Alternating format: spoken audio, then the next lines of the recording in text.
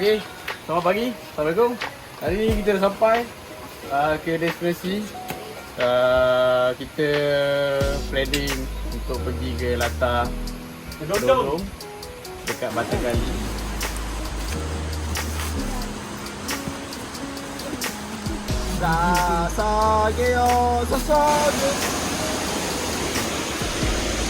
Alhamdulillah kita selamat sampai kat destinasi kita.